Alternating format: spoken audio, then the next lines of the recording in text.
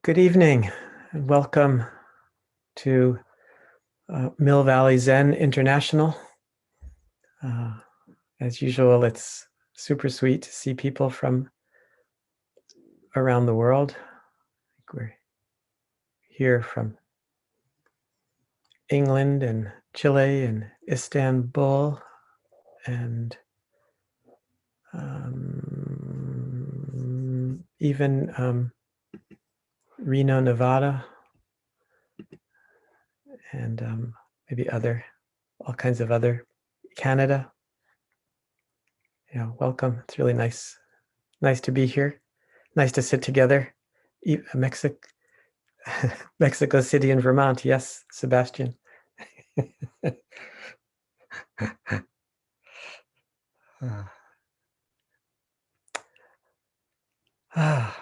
It's already February somehow. So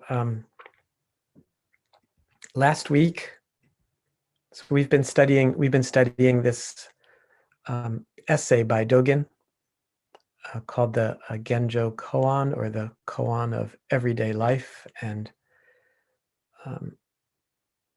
again, I think it's super rich and super dense. I was looking at, what the few sentences that we talked about last week. There's so much there, but it was the somewhat of a famous paragraph where he says, flowers fall even though we love them, weeds grow even though we dislike them. That sentence, and also conveying oneself toward all things is delusion. All things coming through the self is realization. And I just think that's in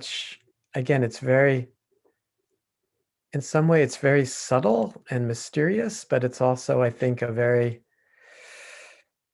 kind of practical sense around, again, in some way it's, I think, talking about patience and acceptance, and I think he's not, it doesn't mean to be passive. I don't think. I think it's just a different quality of getting things done, a different quality of accomplishment. It's less grasping, less self, more kind of allowing things to unfold. But that was last week, and we can talk more about that. But this week, the next paragraph is also somewhat well known and in the Buddhist world. So this paragraph, he says, when Buddhas are truly Buddhas, they don't need to perceive that they are Buddhas. However, they are enlightened Buddhas, and they continue actualizing Buddha. So don't get too hung up on the language here. When Dogen says Buddha, he means you. He means all of us when we are at our best, when we are not grasping to self, when we are allowing things to come to us and not grasping or pushing things away. He's making this assertion that we don't even know that we're doing that, that there's a selflessness to it. There's a lack of self-consciousness to it. And then the next sentence, he says, in seeing color and hearing sound with body and mind, although we perceive them intimately, it is not like reflections in a mirror or a moon in water. When one side is illuminated, the other side is dark. Right? So in seeing color and hearing sound, although we perceive them intimately, it's not like reflections in a mirror or the moon in the water. So again, many possible ways to talk about this or interpret this. But what really grabbed me about this sentence was essentially talking about seeing more clearly and seeing with less bias, which I think is a super urgent and important topic. The topic of how, right? So when he talks about, like not being fooled by the reflection in the moon, but to see more directly, to see in a way where we're not fooled, where we're not biased. And of course, this is hard to do, maybe impossible to do. I was,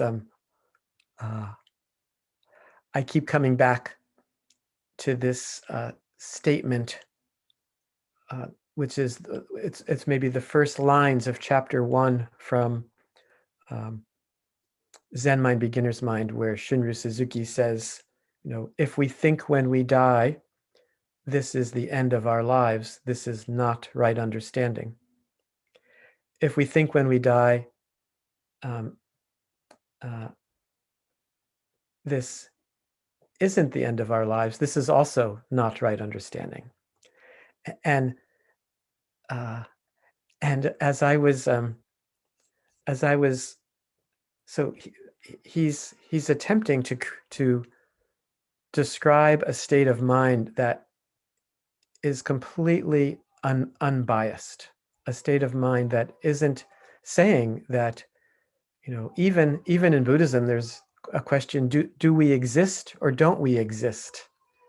And when the Buddha was asked that, he was silent. And even when he was asked, do we have a self or do we not have a self?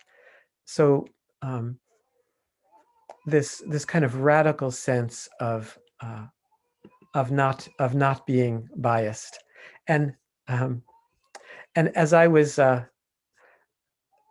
thinking about how drawn I am to Shunryu Suzuki's statements, I wondered, maybe this is a form of confirmation bias, right? So this is, I think, one of the most common biases is that we tend to be biased toward things that we agree with, and so it's like, yes, I agree with the statement that Shunryu Suzuki is making, but I think there is the underlying intention and underlying motivation to cut through all biases and to see with more clarity.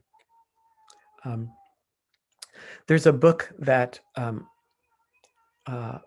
I highly recommend. Actually, many books are about this, but one is a book called Thinking Fast and Slow by a Nobel Prize winning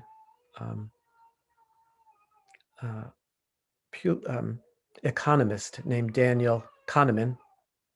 And the book is a kind of a tome. It's probably 300-400 pages where he categorizes biases and talks about so many different kinds of biases that we have.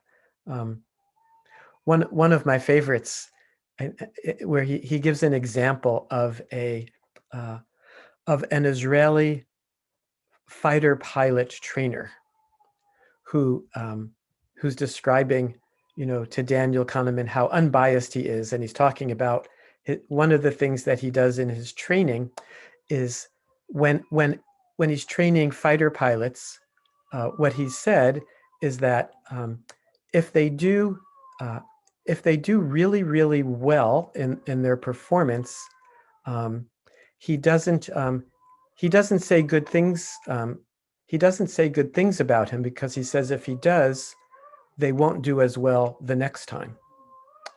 And when their fighter pilots do really, really badly, he yells at them, and he notices that then they do better the following time. And now this is a particular bias that he calls regression to the mean, right? That in general, um, you know, any game that we're playing or anything that involves skill, if we do it really well, that we're likely not to do it as good the next time. So it doesn't matter. This fighter pilot was completely biased and fooling himself, thinking that by not that when he congratulated them, they didn't do as well the next time, or when they performed really, really badly, if he yelled at them, they did better the next time. Now, this is just a form of bias. I think one of the most currently important, relevant types of biases is around in groups and out groups, right? And this is a particularly powerful and pernicious type of bias, and it's one that, and it's to some degree, it's part of our genetics that we tend to form in groups and out groups, right? That people who look like us or talk like us, or maybe the same religion, or even there's even scenes of, right, people killing each other on soccer fields or baseball fields because they make we make in groups and out groups around sports teams. So there is this way that in evolution we've tended to associate more closely with people, our small groups, and for survival we've had this in-group, out-group bias. And there's some super interesting studies by a researcher named Daniel Eagleman, where they'll put people in MRI machines and actually label certain people as in-group and certain people as out-group, and you can see how it's more than just a cognitive thing. It's actually, you can measure that when you in one of his videos they show poking someone's hand with a needle, and seeing how someone watching a video of poking their hand reacts. And then if they put a label next to the hand that represents this person who's watching, if they put one of their out groups, they don't register as high as pain reaction in watching a needle in the person's hand. And it's kind of it's a little bit it's fascinating and can be a little bit depressing to see how powerful and basic these kinds of biases can be. So this statement by Dogen, where he says, oops, let me find it again.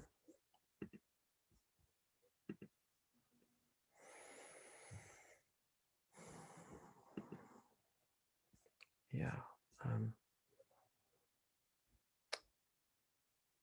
In seeing color and hearing sound with body and mind, although we perceive them intimately, the perception is not like reflections in a mirror or the moon in water. When one side is illuminated, the other side is dark. So again, this question of seeing clearly and not being tossed around by our biases. Yeah, there's, again, the book Thinking Fast and Slow, in addition to things like confirmation bias and regression to the mean and in-group, out-group, there's another bias called an anchoring bias, where our tendency to give more attention or weight to information that we first receive, and this is simply the the bias of first impressions, and how first impressions can push away the clarity, and being able to see more clearly can distort things. And I think one way to look at meditation practice, it's this radical sense of rooting out bias, and that there's a wonderful book called My Grandmother's Hands, which is a book about race and how racial bias is rooted in the body. That it's much more than, because of the combination of our in-group, out-group bias, and the hundreds of years of history of racism here in the United States and around the world. And he makes a really strong case for the importance of having a body practice, and meditation, or zazen, it is very much about being in the body and coming back, I think, to again and again, what does it feel like to be safe? What does it feel like in the body to be fully satisfied? And what does it feel like to be connected, to feel our own sense of connection outside of the usual limits of this body and this brain. It's so interesting. I think we know in some way, we can feel. I mean, it's amazing, like this technology, the connection that we have, and the ability to connect with people through our thinking and through our bodies, and that our consciousness isn't limited in a way to this body and mind. And meditation practice is feeling that, embodying that again and again with every breath. I don't know if you can all hear. Can you all hear my grandson screaming downstairs? I need to let him know. I need to let his parents remind them about Wednesday nights. It is what it is.